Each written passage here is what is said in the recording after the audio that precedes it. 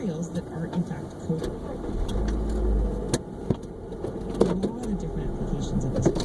How does this kind of edible packaging compare to what we use already? Because we know about the bowls of soups that biodegrade, like the single lunch servings for adults, this kind of stuff. How does it compare to that?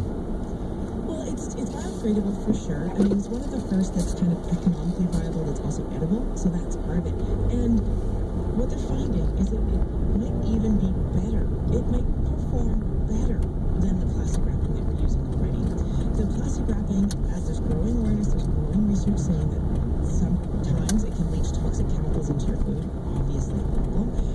It also, we wrap things in plastic because we think we're sealing them off from air and from microbes and all those things. The plastic wrap, the cellophane stuff, does prevent microbes from landing on your food, but it doesn't prevent oxygen. And oxygen is one of the key ingredients of food storage. Oxygen, this is the plastic wrap. They're using this casein-based milk, whatever you want to call it, in fact, is 500 times better at excluding oxygen and not allowing oxygen to touch your food. So, in fact, you keep your food fresh and warm. So it's very salty milk bags or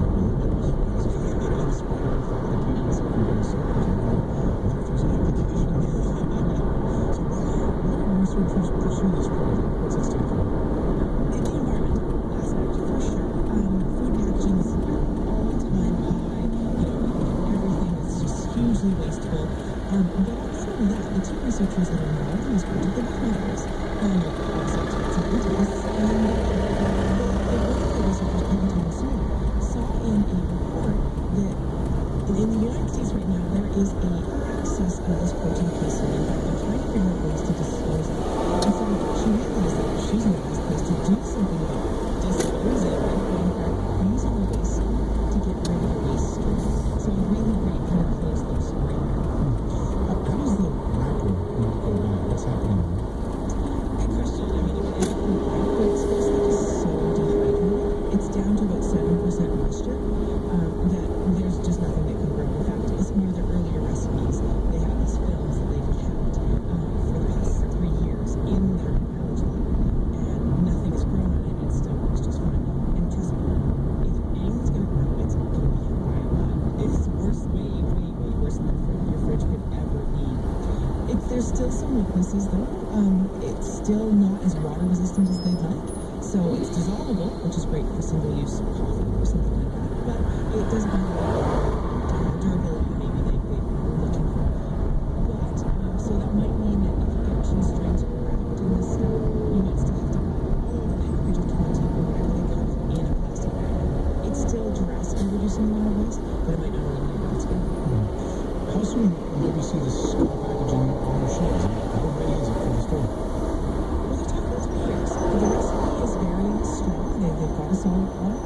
They're just now looking for backing of a major food manufacturer. So it's probably not something you're ever going to necessarily have in your home as a replacement for your home. But it is something that you might purchase all of the pre-wrapped stuff in. So again, the economics look good.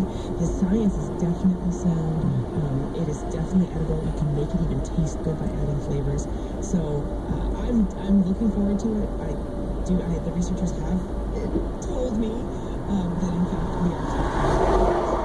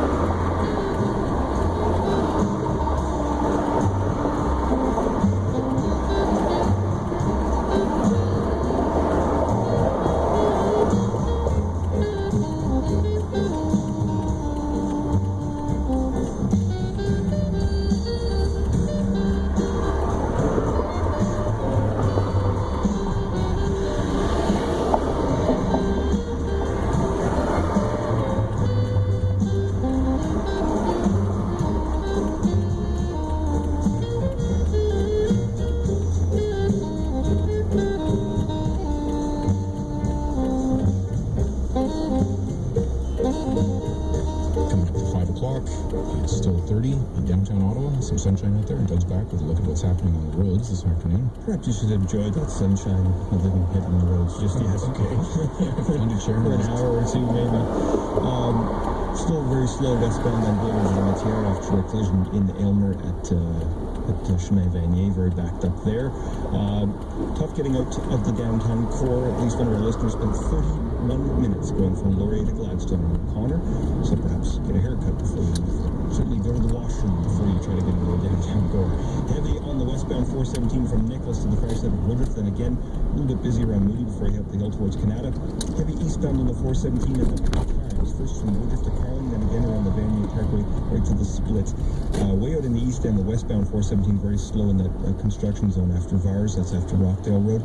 The eastbound 174 is busy at times from the split to the far side of Montreal Road. Southbound Albion, it's thick like toothpaste from Leicester right down to Leitrim, and you could probably push a barber's chair faster than the traffic is moving westbound on Leitrim from Bank to Albion. Heavy on southbound Riverside Drive from Industrial to Smythe. Heavy as well Riverside Drive in the south end approaching Hunt.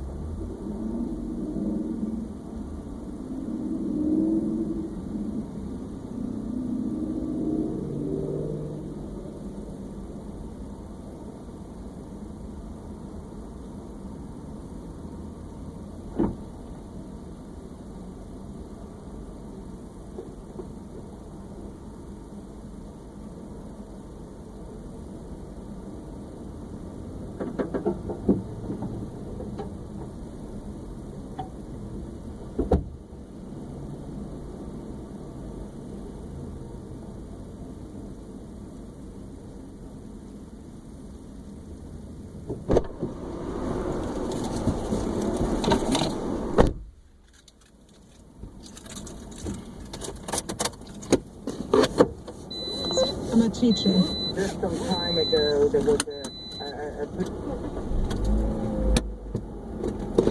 bell tower in the center of Amatrice, which was still standing. Now, the whole of the center of Amatrice has been cordoned off and closed to any local residents. So the only people that can actually go in there are emergency workers who wear hard hats, but no one is returned to their home. It's now a red zone.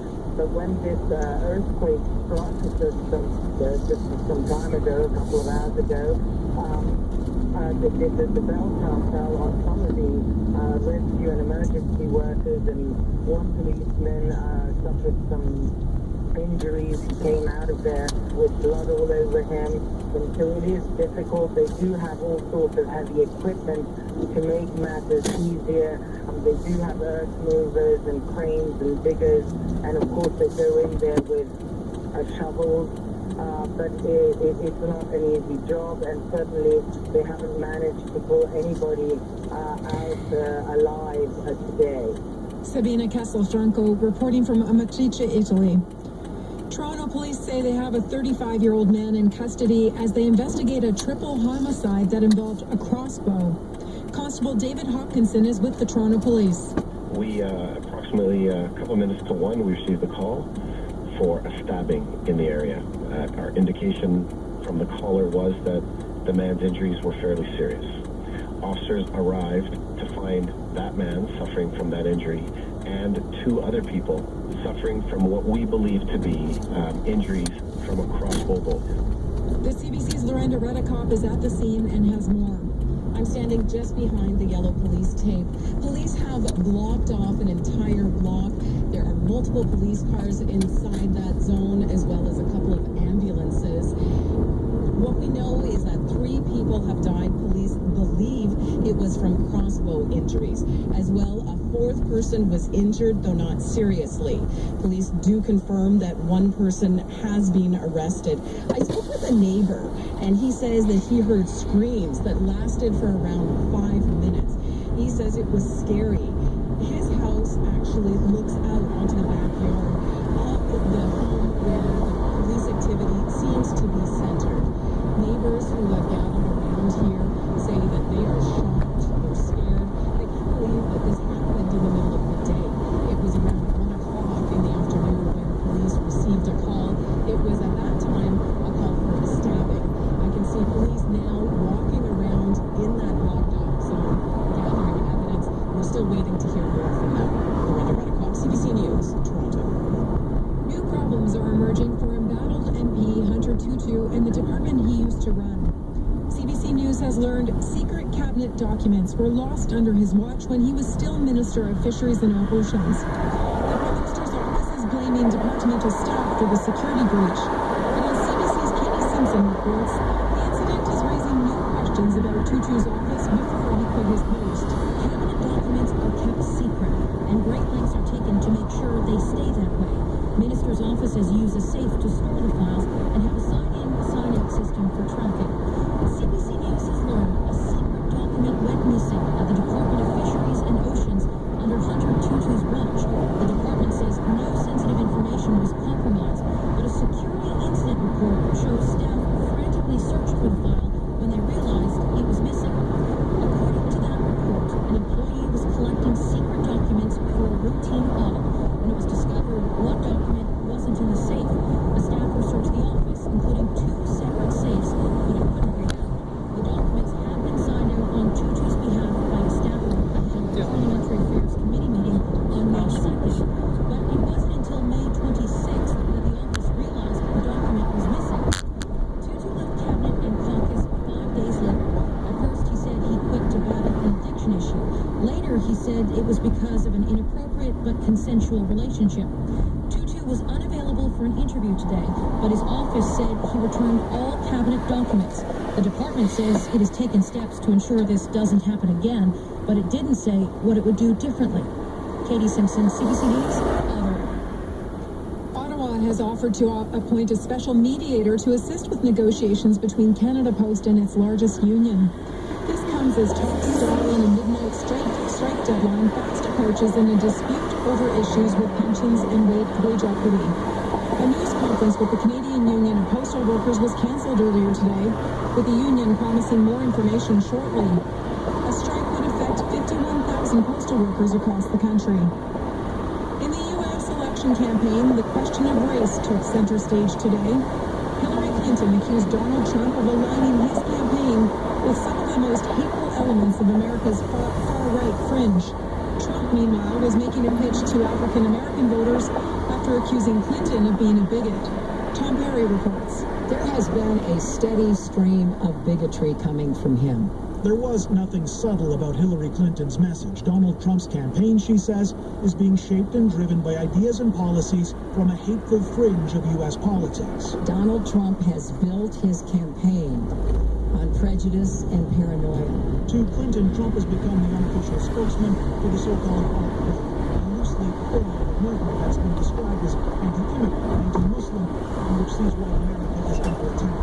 Trump's campaign leans heavily on the support of white voters. As a candidate, he's insulted Mexicans, portrayed refugees as a threat to national security, and vowed to bar Muslims from the U.S. And yet, Trump today rejected Clinton's claim he's inflaming racial tensions. You're racist, you're racist, you're racist. They keep saying it. You're racist. It's a tired, disgusting argument. Trump went even further last night, branding Clinton a bigot because he says she only sees people of color as votes and not human beings. Trump has lately been trying to reach out to minority voters, today holding a roundtable with black Republicans in New York. Trump's efforts have had limited success. Clinton still holds a wide lead among Hispanic and African American voters who have looked at Trump and his supporters and don't like what they see. Tom Perry, CBC News, Washington. The cheering crowds, the thrill of competing, and the world stage are all in the past now for Canada's returning Olympic athletes. Some are now training for the 2020 Games in Tokyo, but for others, Rio was their last shot at Olympic glory. And as CBC's Ron Charles reports, making that transition back into ordinary life can be just as challenging as the competition itself.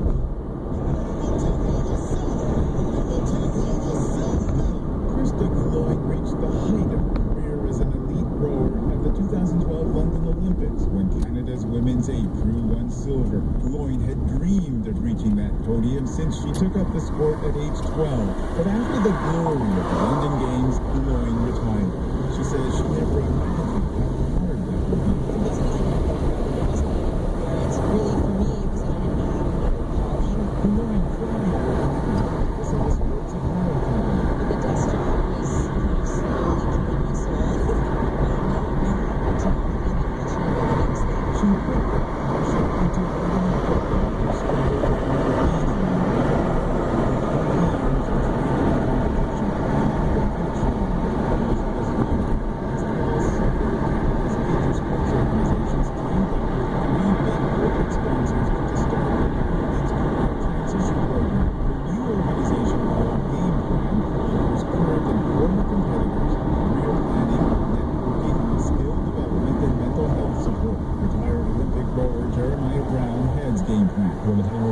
does wear off, as it invariably does. For those athletes that are transitioning out, I just say that there is a community of us out here. Brown says Game Plan will also look for ways to keep former Olympians connected to sport through coaching or administration, something that many find can ease that transition to retirement. Ron Charles, CBC News, Toronto.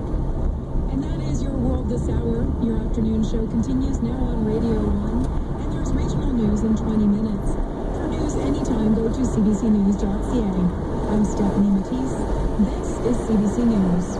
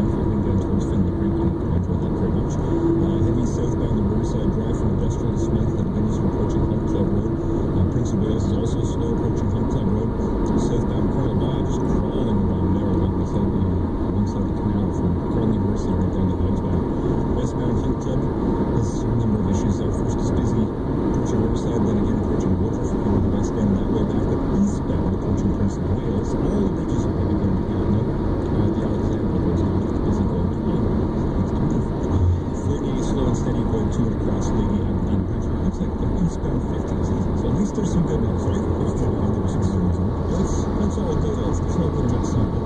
That's right. That's nice. Highways to us. Sure. If you see something has to go away, call me 613-288-6900. You can stay on Twitter as well. CBC, OTT, traffic. We'll be back right before the 5:30 news. Okay, thanks a lot. And I guess we're getting his microphone stand to sing for us all. Let's go. Let's bring it to before tomorrow arrives. And this weather is considerably better news than the horrible traffic situation. It's awful. Look, it's humid. If you like it like that, you're going to enjoy the game tonight if you're heading out that way. The humidity will depart slowly through the day tomorrow, so not as humid. If you're heading out tonight, game time 26 degrees, west-southwest wind 10-15, 30% chance of a shower. If you want to be prepared, bring your poncho. I just don't see that happening. And then a low of 18, tomorrow's high 29, still lower, maybe warm, but it won't be as humid. And as the day progresses, the humidity will depart with west-northwest wind 10-15 tomorrow. That sets us up for a beautiful day Saturday. You wake up, it's 15, 27, lots of sunshine. Sunday, I think there'll be more clouds. It'll turn humid, upper 20s. And slight chance, I've got a 40% chance of a shower with thunderstorm on Sunday on various skies. Next week is still summer-like. Mid to perhaps even upper 20s for a good chunk of it. Lots of sun. I think right now 29 degrees. The humidex is 31. Sultry degrees. It's good this summer. Partly cloudy skies, southwest wind at 23. In Kingston, 27. In Aurora, it's 29. Colorado, 28. 28 as well. To the north of the world. Okay, very good. This is an 8 in Welcome to CCNY News at 6. And follow at Alex Order. It's 15 minutes past 5. We're listening to all of that.